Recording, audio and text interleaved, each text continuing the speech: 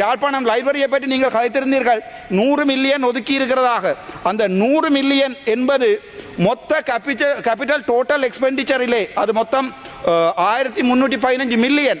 அதிலே யாழ்ப்பாணம் லைப்ரரிக்கு ஒதுக்கப்பட்டது 0.0076%.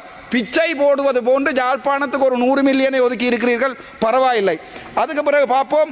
உள்ளூர் வீதிகளை, வடக்கு வீதிகளை நீங்கள் தருவதற்காக 5000 மில்லியன் ஒதுக்கி இருக்கிறீர்கள். இந்த புத்தகம் அவ்வளவற்றையும் வீடு கொண்டு சென்று வடிவாக படித்திருக்கிறேன்.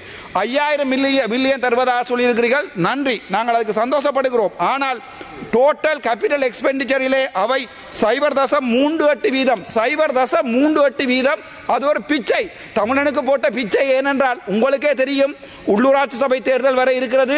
அது தவிர மாகாண சபை தேர்தல் இருக்கிறது. ஆகவே பட்ஜெட்டிலே எதிர்க்கட்சியை குத்துவதற்காக நீங்கள் எங்களுடைய லைப்ரரியை பாவிச்சிருக்கிறீர்கள். தவிர நீங்கள் எங்களுக்கு தந்தது 0.007%.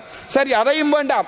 வடக்கு கிழக்கிலே இதுவரைக்கும் 35 ஆண்டுகள் பெரும் போர் நடந்தது. அந்த போரால் நான் உட்பட எனது சமூகம் கட்டிய வீட்டை கூட இழந்துவிட்டு சென்றோம். ஆனால் வடக்கு கிழக்குக்காக நீங்கள் தந்தது 1500 மில்லியன். அது மொத்தம் உங்களுடைய கேபிட்டல் எக்ஸ்பெண்டிச்சரிலே 0.01%.